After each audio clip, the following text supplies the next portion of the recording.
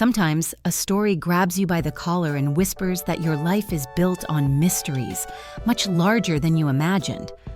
That feeling has a name, and its name is Moby Dick.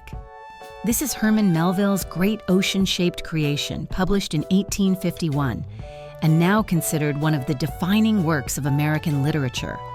Melville was a restless sailor turned writer who poured the storms of his own life into novels that challenged his readers with questions about fate and freedom.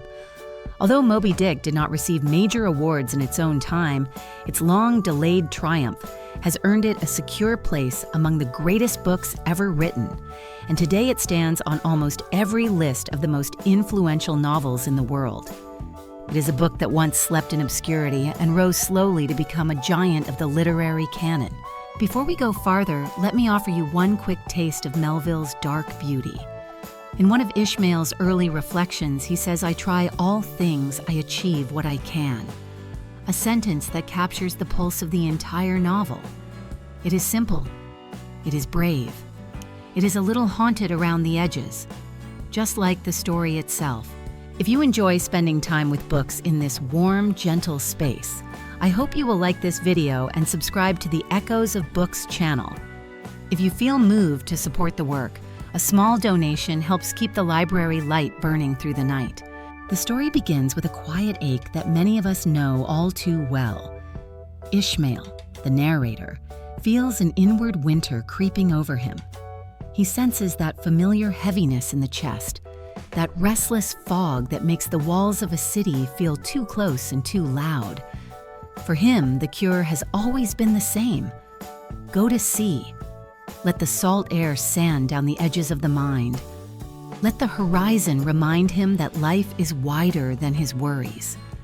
When he says that he goes to the ocean whenever he finds himself growing grim about the mouth, he is telling us that this is not an adventure story for adventure's sake. It is a story about people looking for ways to stay alive inside their own thoughts.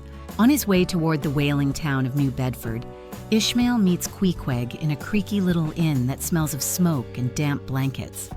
Their first encounter is a bit of a comedy of fear and misunderstanding, yet it grows into one of the most charming friendships in American fiction. Queequeg is a tattooed harpooner from the South Pacific with a quiet dignity that turns every room peaceful the moment he enters. His past is full of strange and wandering details, from sleeping on tribal altars to serving as a bodyguard to island chieftains. Ishmael sees in him a kind of noble freedom, and Queequeg in turn adopts Ishmael with wholehearted loyalty. Melville lets these two men lean into one another with a tenderness that feels almost ahead of its time. They sleep side by side.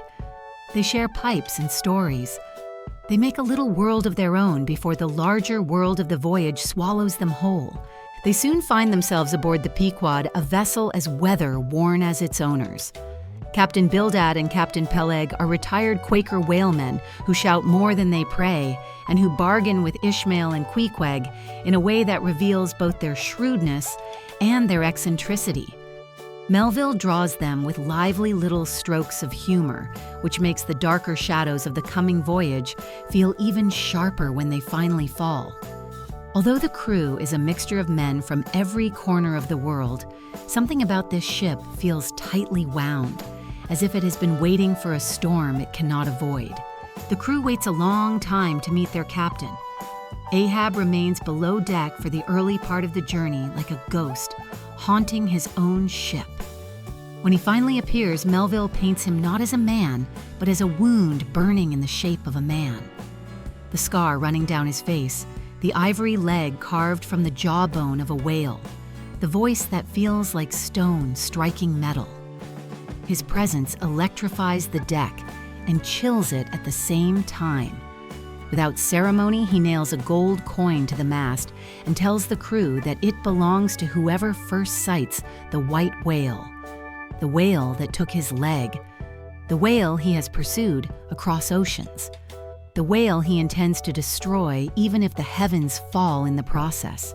What follows is not just a voyage across water, but a voyage into the center of obsession.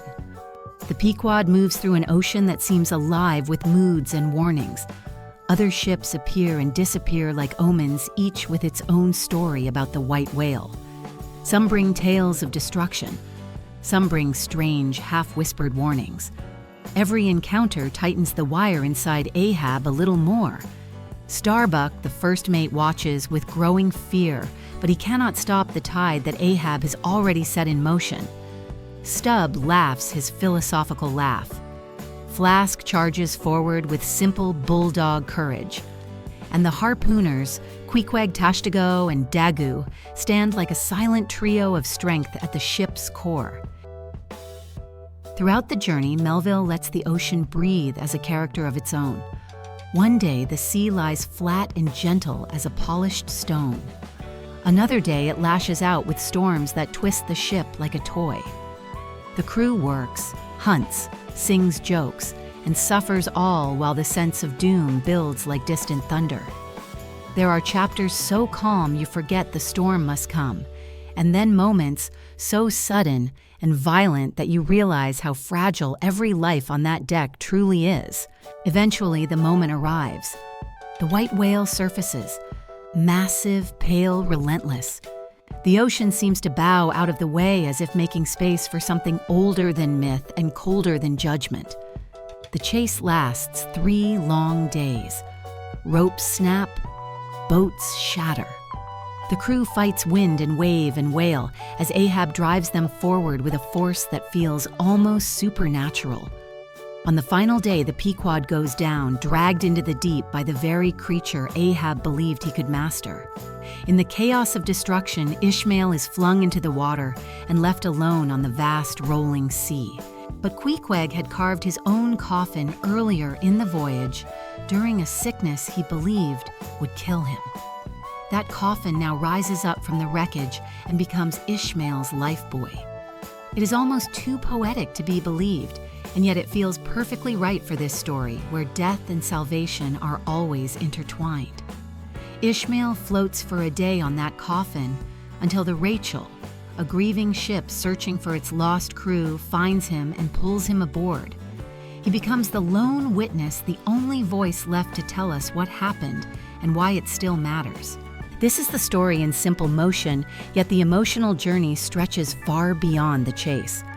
It is a tale about the dangers of certainty and the cost of obsession, about friendships that feel like home, and leaders who burn themselves alive from the inside out. It is about the sea in all its terrible beauty, and about a world that often answers our questions with silence. When you step inside Moby Dick, the first thing you notice is that the book does not behave the way a traditional novel usually behaves. It refuses to walk in a straight line. Instead, it wanders, breathes, circles, pauses, leaps, and sometimes just sits quietly to watch the light move across the water. This is not a flaw. It is a deliberate architecture. Melville is designing an experience that forces you to feel what the sea itself feels like. The long, calm stretches, the sudden shudder of fear, the moments when nothing happens, and then the moments when everything happens all at once. Ishmael guides us through this shifting landscape with a voice that feels alive in every direction. Sometimes he is funny, with a humor that is both dry and oddly affectionate. Sometimes he slips into melancholy reflections, as if he is thinking out loud while staring into the distance. Sometimes he becomes almost scholarly, describing knots, bones, ships, or the anatomy of whales with the precision of a man trying to anchor himself to facts when the world around him is full of chaos. His voice is wide enough to contain contradictions, because the ocean is wide enough to contain them too. A part of what makes this narrative voice so rich is that Ishmael is not just telling us a sequence of events. He is trying to rebuild an experience that was too large for one memory to hold. Many readers have pointed out that the structure feels like a survivor, piecing together fragments scattered across time. This is why the book sometimes reads like a diary, and sometimes like a confession, and sometimes like an encyclopedia that swallows whole ideas in one gulp. Ishmael is searching for meaning inside the wreckage of what he lived through, and so the story expands and contracts as his mind wanders through it. There is a famous line in the book where Ishmael says it is the image of the ungraspable phantom of life, and this is the key to understanding why the structure feels so open and unpredictable. Melville knew that no single form could capture the feeling of chasing something that cannot be caught. So he decided to use every form. One chapter looks like a sermon. Another looks like a stage play. Another reads like a scientific lecture. Another is nearly pure poetry. Each shift in form performs the emotion of a mind trying to understand the ungraspable. It is not chaos. It is choreography. This also means the pacing of the novel becomes a kind of emotional weather system. When the book slows down, it is never because Melville has lost focus. It is because he wants you to feel the same heavy stillness that the crew feels on a quiet day at sea. The quiet is important. Without the quiet, the storms would not terrify you. And without the storms, the quiet would not soothe you. The book breathes exactly as life on the ocean breathes. The digressions are especially important because they create an almost hypnotic rhythm. One moment, Ishmael is describing the textures of whale blubber with the patience of a philosopher examining the world through a cracked lens. The next moment, he is telling you a joke that makes you smile before you realize he was leading you to a darker truth.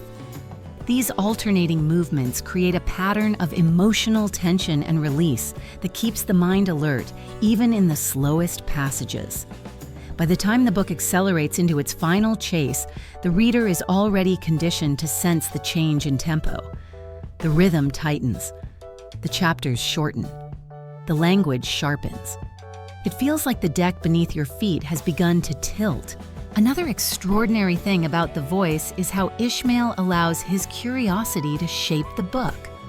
Whenever something intrigues him, the narrative follows his interest. He becomes fascinated by the sight of a whale's eye, and the chapter widens into a meditation on perception.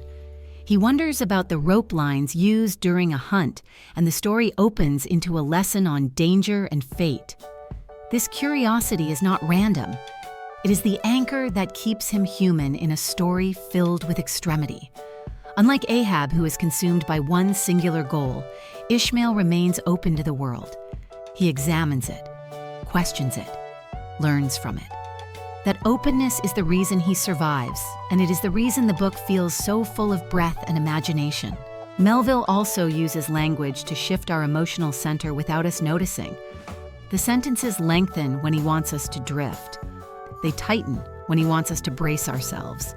Sometimes the prose becomes muscular and heavy, as if the words themselves are straining against the ropes on the deck. Other times, the sentences float with a quiet gentleness that almost feels like prayer. Ishmael's voice contains all the moods of the sea because he has absorbed all those moods into himself. He's shaped by the ocean, and so his storytelling carries the ocean's pulse. There is a moment when Ishmael muses on the comfort he finds in other people's stories. He says that a good yarn has the power to lift the gloom from his spirit. This line hints at something tender beneath the monumental scale of the narrative. Ishmael is not only telling the story of the Pequod, he's saving himself by telling it. Every digression, every philosophical aside, every burst of humor is a thread in the net he uses to keep himself from drowning again in the memory of that final day. It is this blend of human vulnerability and vast structural daring that makes the voice of the novel unforgettable. Melville gives us a narrator who can hold the intellectual, the emotional, and the physical world all at once. Through Ishmael, the book becomes not just a story about a hunt, but a meditation on how we navigate our own inner storms. We follow him not because the plot demands it, but because the voice feels like a living companion, thoughtful, wounded, endlessly curious. The structure invites us to wander. The voice teaches us how to wander well. And together they create a narrative that feels more like a voyage than a book, as if reading it means stepping onto a deck that will tilt and rise beneath your feet without warning. Symbolism and the emotional life of the whale. When readers try to explain why Moby Dick lingers in the mind long after the last page, they almost always return to the novel's shimmering web of symbols. This is where Melville becomes something like a magician, hiding meanings inside meanings the way the ocean hides currents beneath its calm surface. Every major symbol in the book carries multiple emotional layers, and the more closely you look, the more the symbols seem to watch you back. The most famous of these symbols is, of course, the whale itself. Moby Dick is enormous in every sense, not only in physical power but in psychological presence.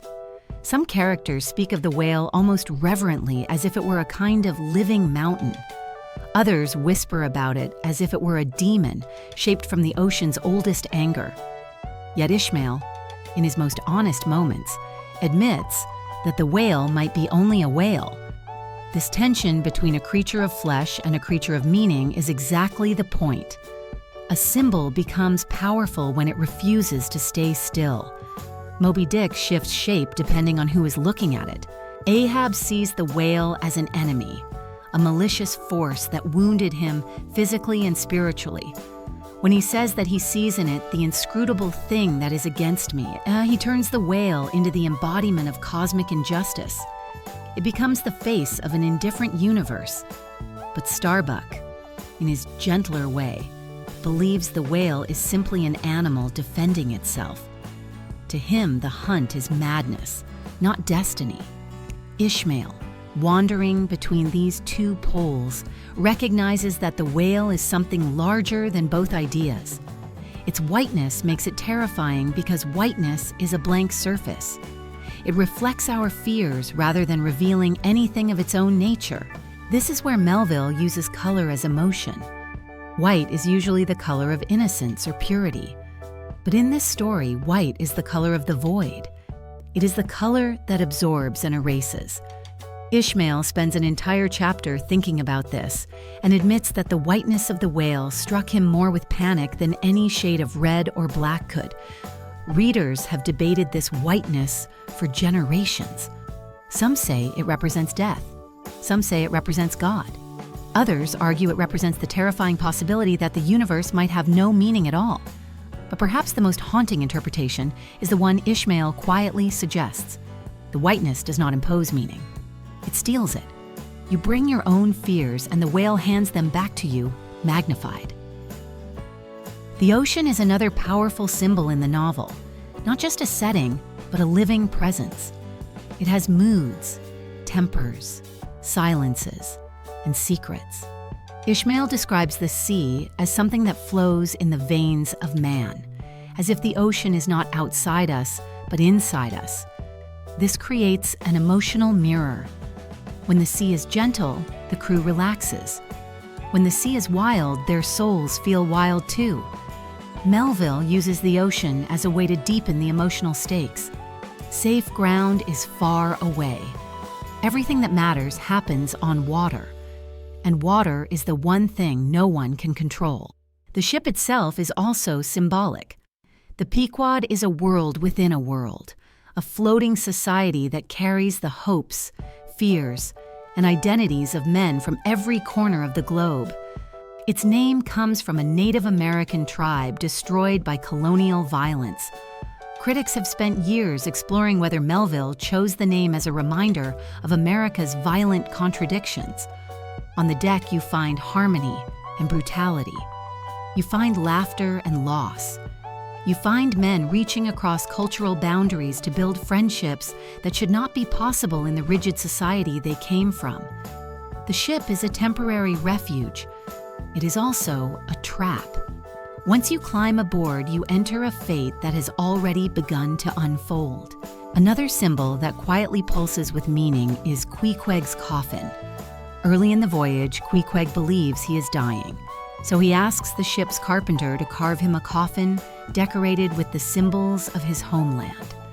A few days later, he recovers, and the coffin becomes an odd piece of shipboard furniture. But it does not stay that way. In the final disaster, it rises from the wreckage and becomes the lifeboat that saves Ishmael. A coffin turned into a cradle. Death turned into life.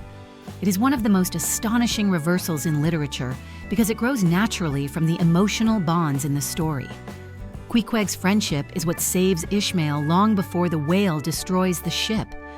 The coffin simply completes what their friendship began. Even the tools of whaling become symbolic. The ropes and the harpoons, the barrels of oil, the spades, the lines coiling on the deck.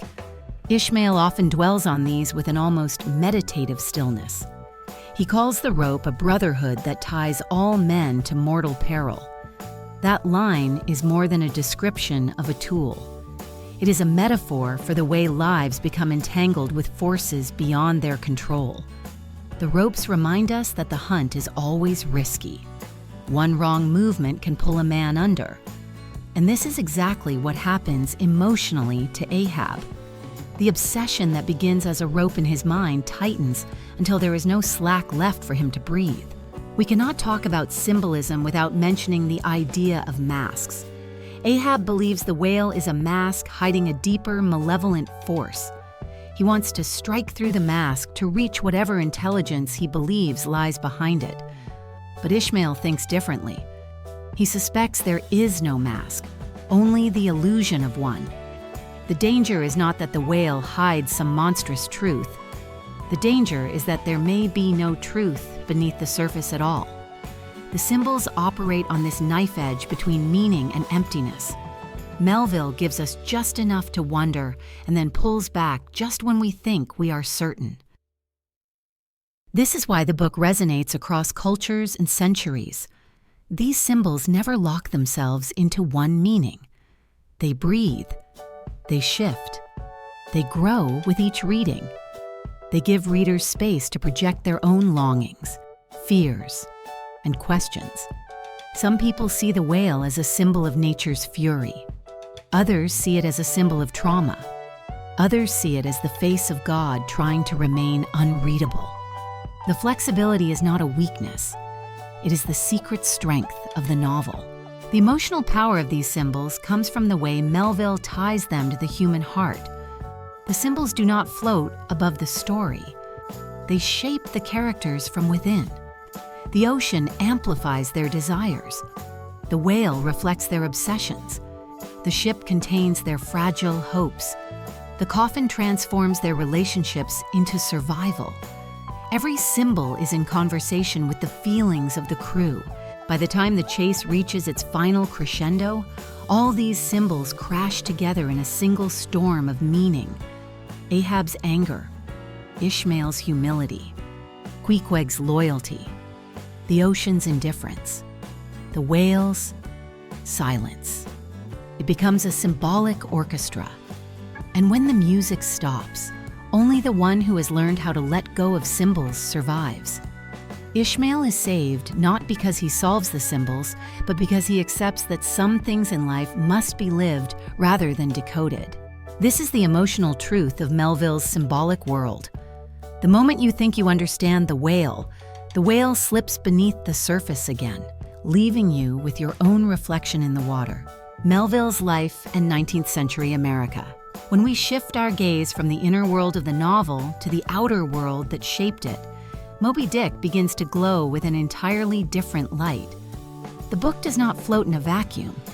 It rose out of a century full of storms, both political and personal, and Melville stood right in the middle of them. Understanding this world does not reduce the mystery of the novel. It makes the mystery feel earned. Herman Melville was not a writer who imagined the sea from a safe chair. He lived it. He worked on whaling ships, merchant vessels, and naval ships long before he ever became an author. He slept in cramped bunks and ate rough food alongside sailors from every continent. He felt the terror of storms that tossed his entire life into darkness.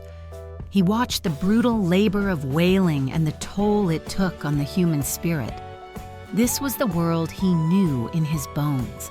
And when he wrote Moby Dick, he poured all that lived experience into the page with the intensity of someone trying to capture lightning before it burns out. Melville's travels also exposed him to cultures and people that most Americans of his era never encountered. He spent time among Polynesian islanders, later writing with admiration about their generosity and dignity. These experiences shape the tenderness with which he portrays Queequeg. Queequeg is not an exotic decoration or an ornament of adventure tales. He carries the weight of someone Melville truly respected, someone who taught him that the world is larger and more complex than the narrow boundaries of 19th century America.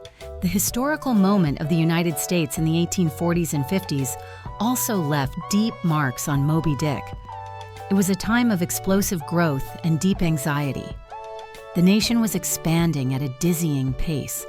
New industries powered the economy. Railroads sliced across the land. Cities grew louder and busier.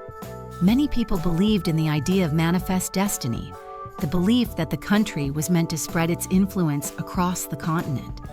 But behind this confidence lay shadows that Melville could not ignore. The question of slavery was tearing the country apart. Wealth and poverty were widening. Ordinary workers were being pushed into harsher conditions, and the old spiritual certainty of earlier generations was beginning to crack. In this atmosphere, Melville creates a ship that feels like a portrait of America. The crew is a miniature world. People of different races and languages and backgrounds work side by side in a fragile harmony that reveals both the beauty and the tension of diversity. The ship depends on everyone. Yet beneath this cooperation lies the same conflict that haunted the nation. Authority is rigid.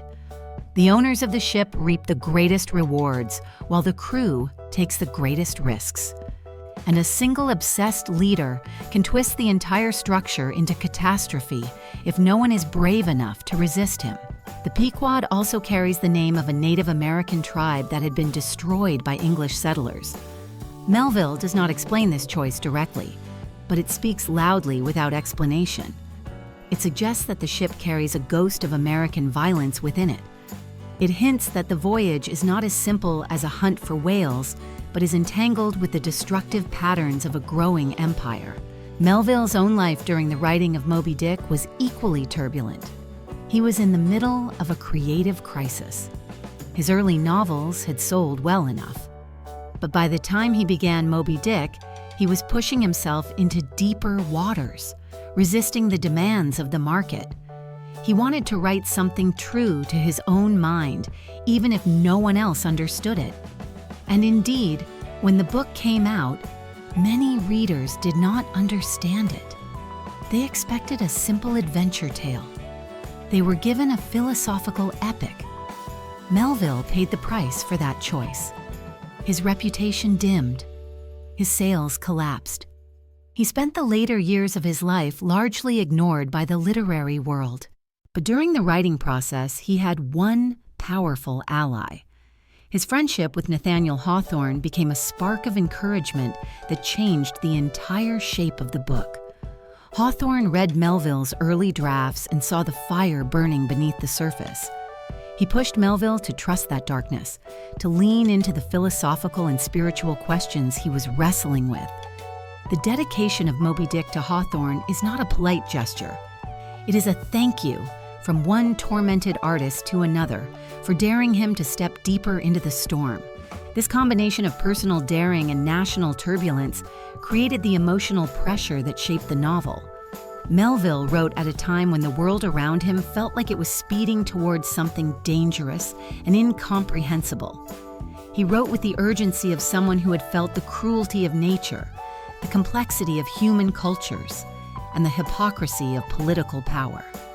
The book became his way of wrestling with a country that promised greatness yet dug its progress from blood and brokenness. The character of Ahab in particular reflects the anxieties of leadership in Melville's era. Ahab is a man who confuses personal obsession with destiny. He is a leader who believes that because he feels something passionately, the entire world must follow him into that belief. Many critics have seen echoes of political leaders from Melville's time in Ahab's fiery speeches and unshakable certainty. But one does not need to know the specific history to feel the warning. Ahab represents the danger of absolute conviction in a world that demands humility. He is the embodiment of what happens when a leader cannot distinguish between inner storms and outer truth. And then there is Ishmael, who moves gently through the world with an open heart. Ishmael reflects the part of Melville that remained curious and compassionate despite everything he had seen. Ishmael accepts mystery. He listens. He learns. He does not try to conquer the unknown. He tries to understand it. This attitude became Melville's quiet rebellion against the loud national confidence of his century. In this way, Moby Dick becomes a conversation between two American spirits. Ahab represents the aggressive quest for mastery, for dominance, for certainty. Ishmael represents a humbler search for meaning, a willingness to coexist with the vastness of the unknown. Melville lets the two collide in the most dramatic way possible, and the wreckage of the confrontation becomes the story itself. This historical and personal context adds weight to every page of the novel. The ocean feels deeper because Melville knew its storms. The crew feels more real because he lived among men like them. The questions feel sharper because he carried them inside himself. And the tragedy feels inevitable because the world that shaped Melville was full of impending catastrophe. Philosophical undercurrents and the search for meaning. Every great novel carries a secret heartbeat, a pulse of ideas running quietly beneath the surface of the story. In Moby Dick, this philosophical pulse is almost tidal. It rises and falls. It presses against the edges of the narrative. It pulls the characters toward revelations they cannot always face. Melville was not writing a story only about a whale. He was writing a story about what it means to live inside a universe that refuses to explain itself. The most powerful philosophical tension in the book emerges between two ways of responding to uncertainty. On one side, we have Ahab, the man who cannot tolerate the unknown. On the other side, we have Ishmael, the man who slowly learns to live with it.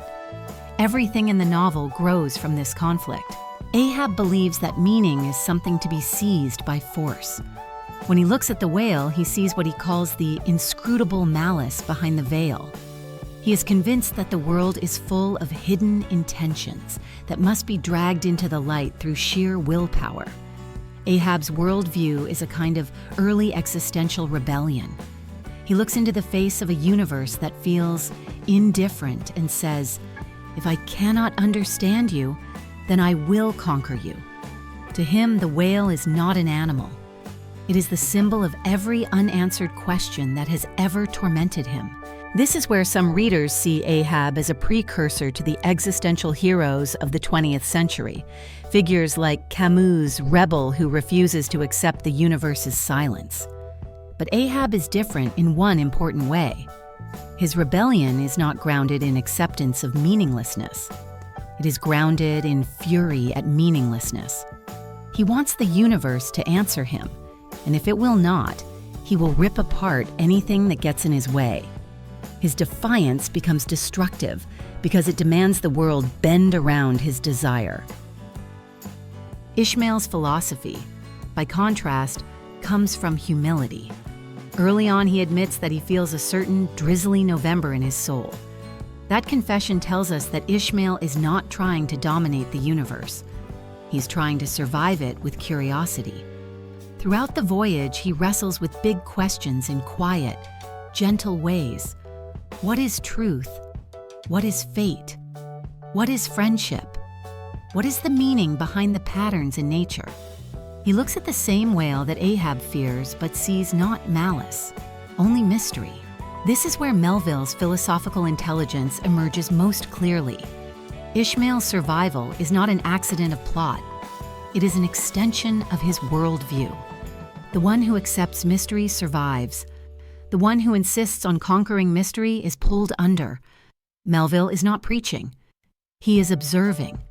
He saw that life rewards those who can remain open and destroys those who cannot loosen their grip. There is also a curious thread of proto-nihilism in the novel. Ishmael sometimes wonders whether things have any inherent meaning at all. The whiteness of the whale becomes a metaphor for the possibility that the world's symbols are empty, that the universe is not hiding anything, but simply refusing to be interpreted. When Ishmael says that the whiteness carries a dumb blankness full of meaning, he is hinting at the unsettling idea that meaning might not be found but created. In this sense, Moby Dick anticipates later philosophical movements that question whether the universe holds answers or whether humans paint answers onto the universe out of fear. At the same time, there are echoes of stoicism woven into the characters, especially Starbuck. Starbuck tries to endure the voyage with reason and restraint. He struggles against Ahab's wild purpose, but he is trapped inside a sense of duty that prevents him from acting decisively. His moral courage is strong, but his will is fragile. In a way, Starbuck represents the ordinary person caught between their fear of chaos and their desire to do what is right. He is philosophical in spirit, yet overwhelmed by the emotional storm around him. Queequeg carries a different kind of philosophy. His calmness has the flavor of something spiritual rather than intellectual. He accepts life and death as they come. When he believes he is dying, he prepares himself without drama. When he recovers, he returns to life without clinging. His acceptance becomes one of the emotional pillars of the novel. He embodies a pre-modern wisdom that Melville encountered in the Pacific, a worldview in which simplicity and dignity form a shield against existential fear. Queequeg does not question the universe. He participates in it. He is Ahab's opposite, not through argument, but through living. Another philosophical current in the novel is the question of fate. Melville constantly threads the idea of destiny through the story. Prophecies appear. Omens flicker. Strange encounters hint that the ship is moving toward an inevitable end. But Ishmael does not treat fate as a fixed path. He treats it as a conversation between choice and chance. Ahab, however, believes fate is an enemy to wrestle. He sees the whale as the instrument of some cosmic plan set against him. This belief becomes his undoing. Fate may be real, Melville seems to suggest, but our interpretation of fate is what decides our destruction or our salvation. There is also a deeper philosophical tension about authority, one that feels surprisingly modern. Ahab's authority comes not from wisdom, but from charisma. He speaks in ways that stir the crew's emotions. His language ignites their imaginations.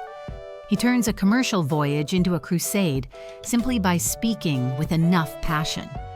This raises uncomfortable questions about the power of rhetoric.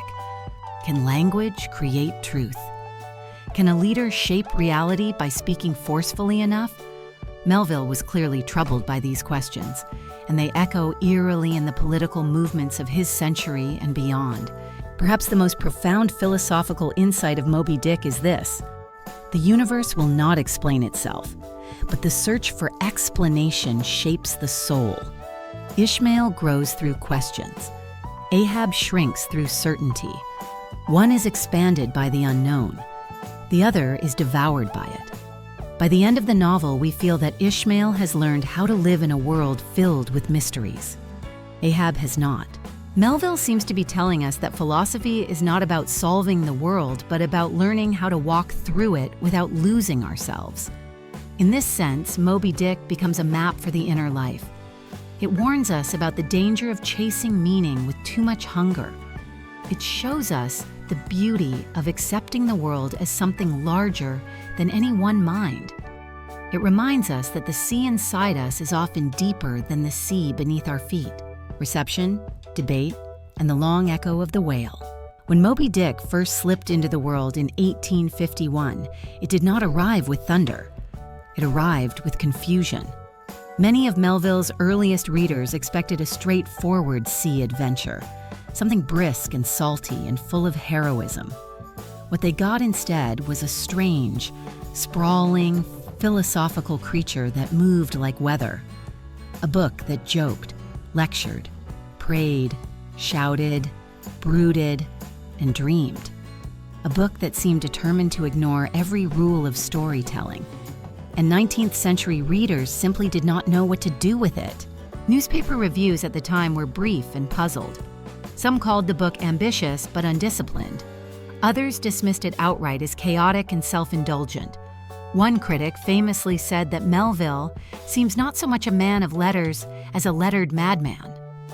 Another reviewer accused the book of failing to know what it wanted to be. They wanted a sailboat. Melville gave them a thunderstorm. The commercial results reflected this misunderstanding. Sales sank. Melville's reputation dimmed. And in the final decades of his life, he drifted into obscurity. He worked at a customs house in New York, stamping paperwork while the novel he had poured his soul into gathered dust on library shelves.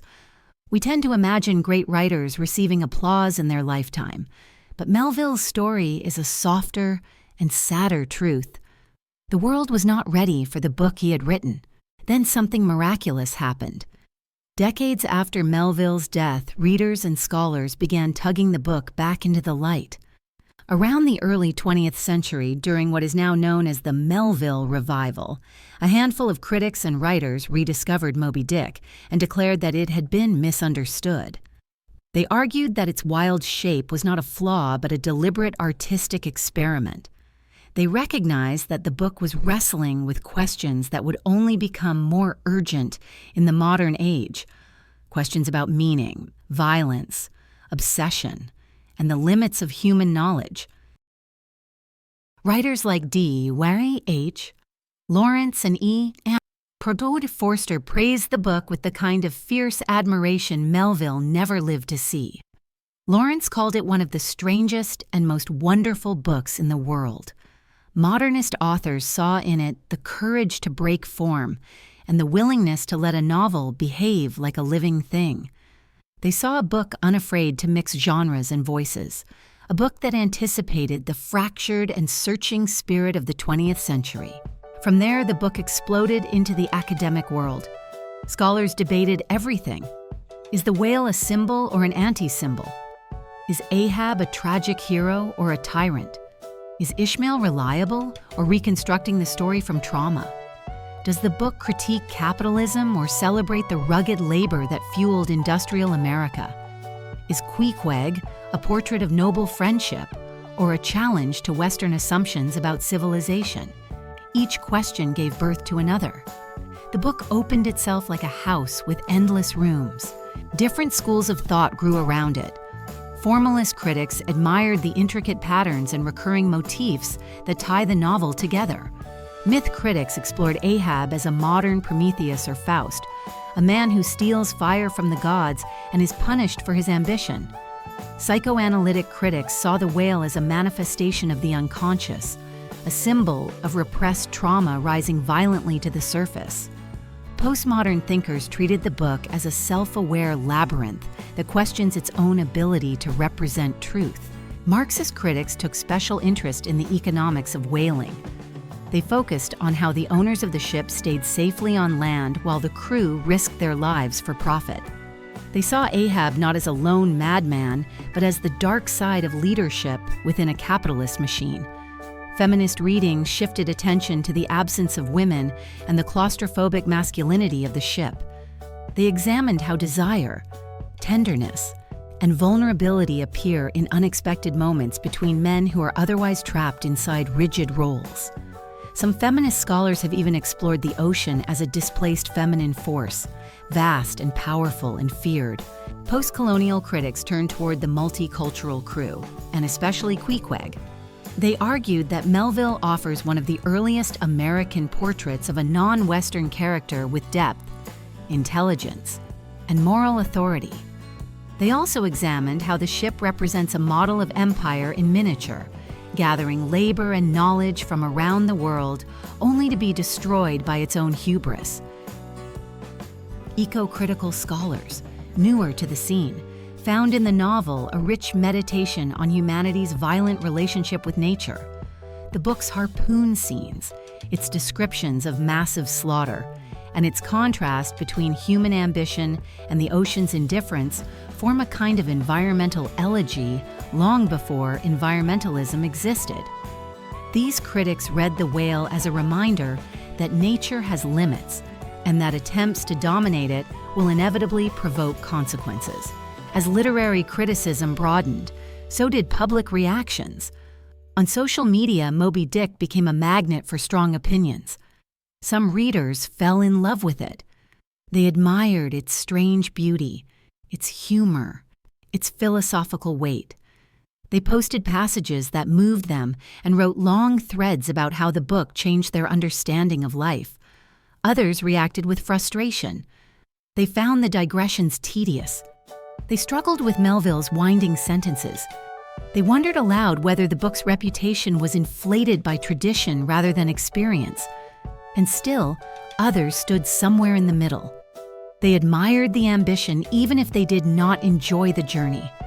They respected the novel's place in history while acknowledging its difficulty. But the fact that such passionate disagreement exists is a sign of something important. Moby Dick is a book that people argue with because it invites argument. It is big enough to hold multiple truths at once. It does not offer easy answers. It offers a mirror in which readers see different parts of themselves. The scholar sees complexity. The sailor sees reality. The philosopher sees contradiction. The dreamer sees beauty. The skeptic sees chaos. And each of them is right in their own way. Over time, the novel has also influenced popular culture in surprising directions. Its fingerprints appear in films, novels, theater, and even video games. The archetype of the obsessed leader chasing an impossible enemy has become universal. You see it in Captain Quint from Jaws, in the villains of Star Trek, in countless stories where ambition turns dark. The whale has become a symbol of anything enormous and elusive. You hear people say, "I guess that is my white whale," without even thinking about where the phrase came from. This long chain of reception tells us that the story continues to grow because it is fundamentally unfinished. It asks questions that each generation must answer for itself. What do we do with the unknown?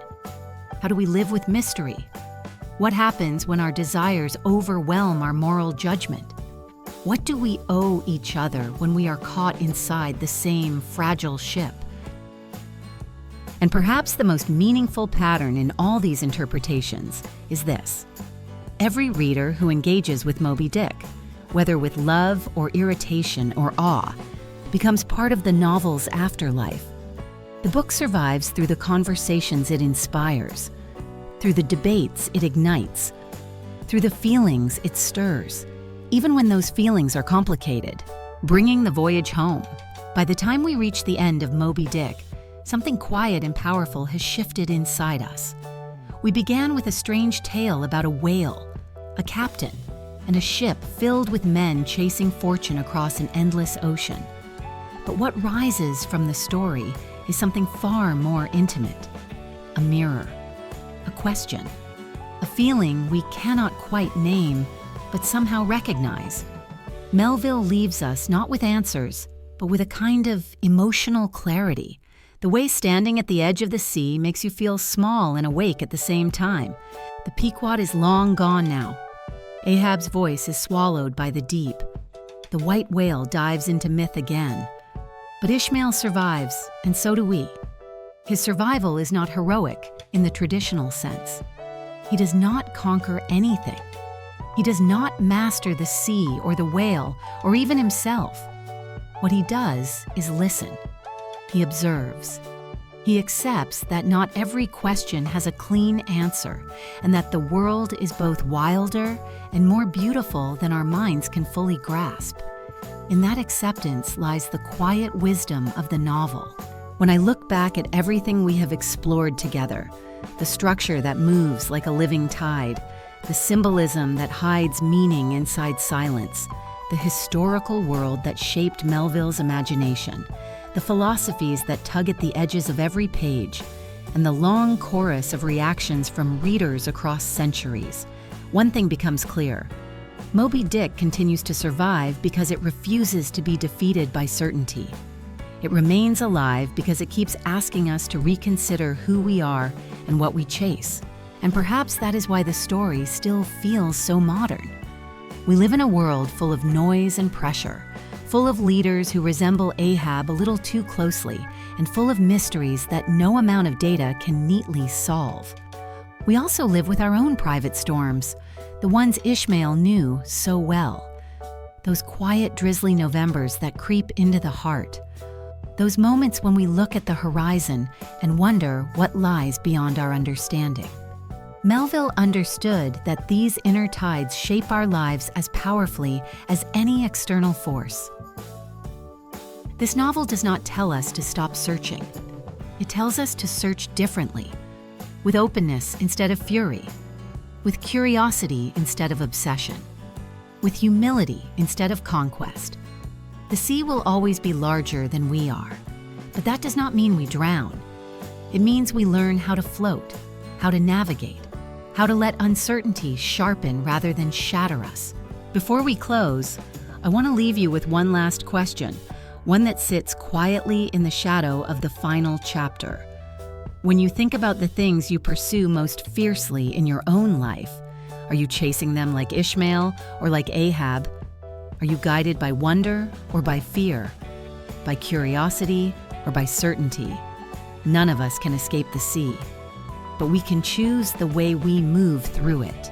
If you found comfort or inspiration in this voyage, I hope you will like the video, subscribe to Echoes of Books, or consider supporting the channel. These gestures help keep this warm little corner of literary conversation alive.